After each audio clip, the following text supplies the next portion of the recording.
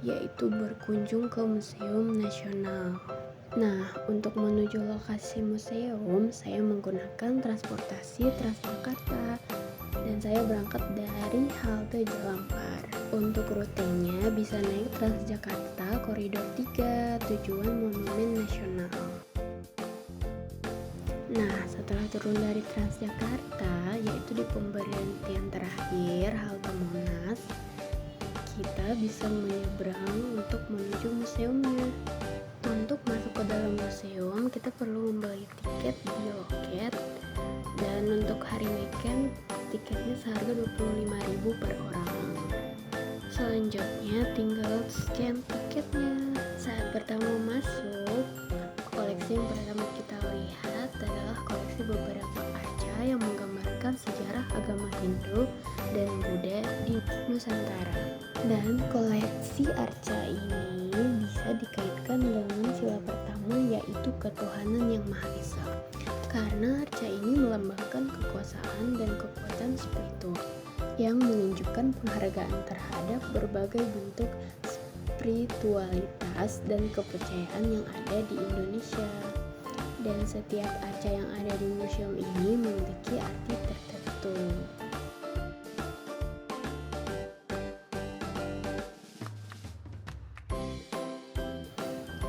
Dikutip dari koleksi arca-arca kuno, Museum Nasional memiliki koleksi arca sekitar 141.899 arca.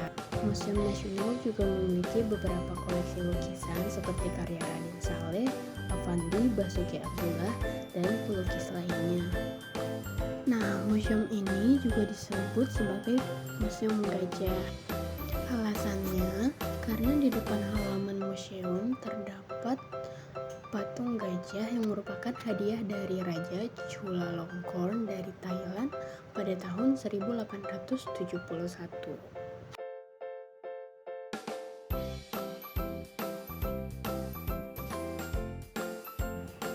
Museum Nasional ini dimulai dengan berdirinya Batavia Genotescape van Constant.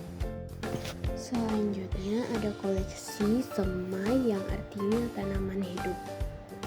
Koleksi ini terdiri dari beberapa rempah-rempah dan juga umbi-umbian.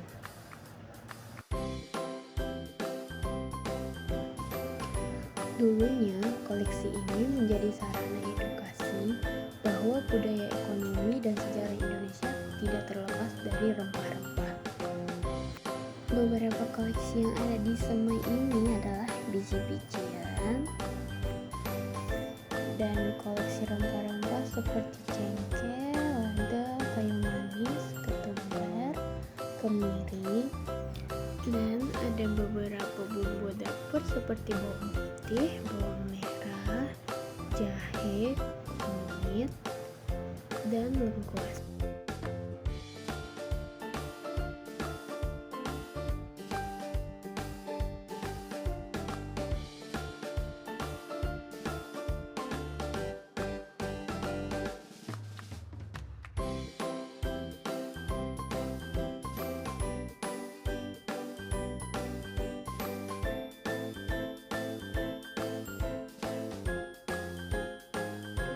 Selanjutnya ada koleksi etnografi, yaitu pakaian adat, rumah tradisional, miniatur, senjata, alat musik, dan peralatan upacara dari berbagai suku di Indonesia.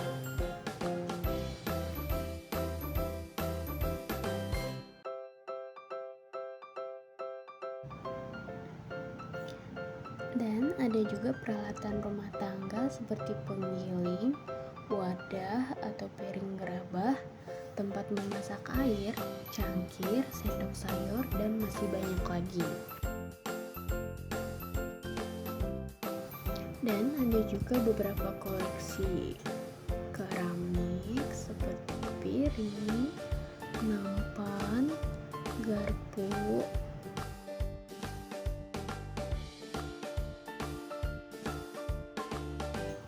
Nah, di Museum Nasional juga ada beberapa koleksi kopi dari berbagai daerah. Contohnya kopi dari Toraja, Sumatera, dan berbagai daerah lainnya. Berikut beberapa koleksi peralatan pertanian kuno.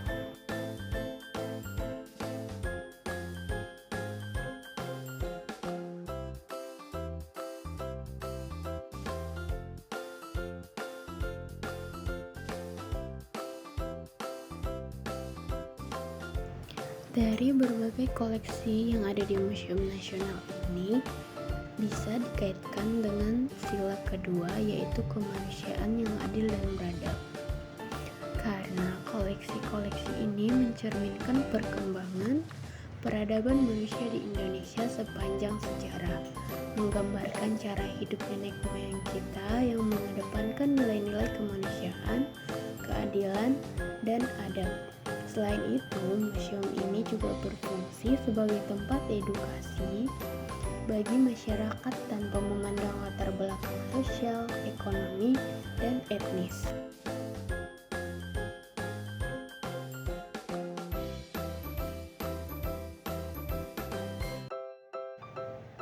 Dengan Museum Nasional yang menyimpan benda-benda dari berbagai daerah di Indonesia, mulai dari Pulau Sumatera hingga Papua, menggambarkan keberagaman budaya yang menyatu dalam suatu identitas nasional. Hal ini mencerminkan simbol nyata dari Bhinneka Tunggal Ika, berbeda-beda tetap satu. Nah, hal ini bisa dikaitkan dengan sila ketiga, yaitu Persatuan Indonesia. Nah, dan untuk pembangunan gedung yang kita kenal sekarang ini dimulai pada tahun 1862 dan selesai pada tahun 1868. Dan saat itu juga museum ini berfungsi sebagai pusat penyimpanan serta penelitian koleksi benda-benda kuno dari seluruh Indonesia. Setelah kemerdekaan Indonesia, pengelolaan museum ini menjadi tanggung jawab pemerintah Republik Indonesia. Dan pada tahun 1979, lembaga ini resmi diberi nama Museum Nasional Indonesia. Begitu juga dengan sila keempat, yaitu kerakyatan yang dipimpin oleh hikmat kebijaksanaan dalam permusyawaratan perwakilan, yaitu dalam pengelolaan Museum Nasional ini sejumlah pihak seperti pemerintah, masyarakat, akademisi, dan komunitas budaya berkolaborasi untuk menjaga dan meningkatkan fungsi museum. Proses ini mencerminkan semangat musyawarah serta kerjasama yang erat.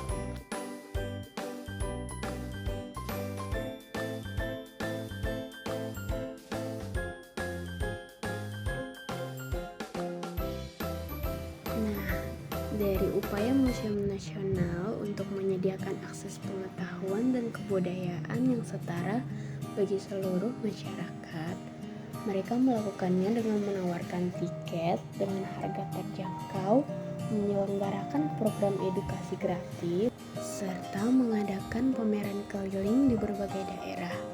Ini juga termasuk mencerminkan nilai keadilan dalam penyebaran informasi budaya. Dan hal ini bisa dikaitkan dengan sila kelima, yaitu keadilan sosial bagi seluruh rakyat Indonesia. Kesimpulannya, Museum Nasional Indonesia merupakan cerminan nyata penerapan nilai-nilai Pancasila dalam kehidupan berbangsa dan berbudaya melalui pelestarian warisan sejarah dan pengenalan budaya Indonesia. Museum ini menumbuhkan rasa religiusitas, kemanusiaan, persatuan, demokrasi, dan keadilan sosial. Museum ini tidak hanya berperan sebagai tempat menyimpan benda bersejarah, tetapi juga sebagai media pendidikan karakter bangsa agar nilai-nilai Pancasila tetap hidup, relevan, dan diamalkan oleh generasi muda Indonesia.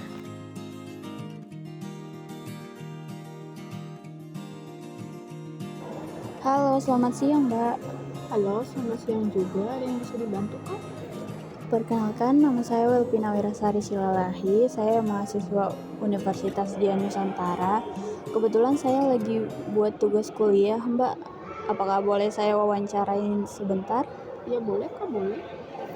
Kalau boleh tahu, berapa lama ya kerja di museum ini? Kurang lebih setahun sih, Kak. Oh, begitu. Saya lihat desain museum ini bagus nih, Mbak. Kalau boleh tahu, kok desain museum ini bisa unik ya? Alasannya apa ya, Mbak? Oke, saya bantu jawab ya. Museum ini dianggap unik karena konsep arsitektur bangunan ini mengikuti pendekatan arsitektur kontekstual, yakni mempertimbangkan iklim tropis, warisan budaya Nusantara, dan unsur kolonial Belanda. Contohnya, pada bangunan lama terdapat ornamen klasik, sentuhan Hindu-Buddha di beberapa bagian, dan kemudian bangunan baru menampilkan material kaca besar dan gaya lebih modern, Kak. Oh gitu. Saya lihat di museum ini banyak koleksinya juga ya, Mbak. Kalau boleh tahu koleksi utama di Museum Nasional ini apa ya, Mbak? Untuk koleksi utama yang dipamerkan di Museum Nasional ini sih diklasifikasikan ke dalam 7 jenis utama ya, Kak. Yang pertama prasejarah, yang kedua arkeologi, yang ketiga keramik, yang keempat numismatik, kelima sejarah, keenam etnografi, dan ketujuhnya geografi. Banyak juga ya, Mbak ya.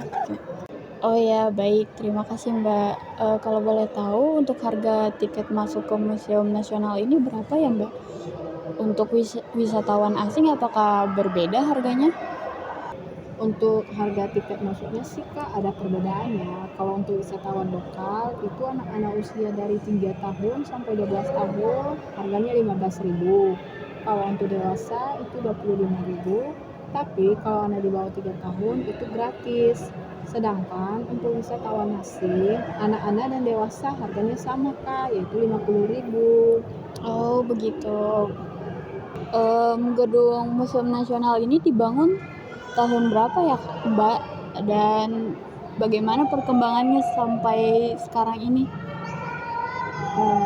Gedung Museum Nasional yang ada sekarang itu dibangun pada tahun 1862 oleh pemerintah Hindia Belanda dan dibuka untuk umum pada tahun 1868. Perkembangannya itu meliputi pendiriannya sebagai museum dan tempat pertemuan, penyerahan pengelolaan kepada pemerintah Indonesia pada tahun 1962, dan penambahan sayap baru atau gedung Arca pada tahun 1996 yang diresmikan pada tahun 2007. Begitu, Kak.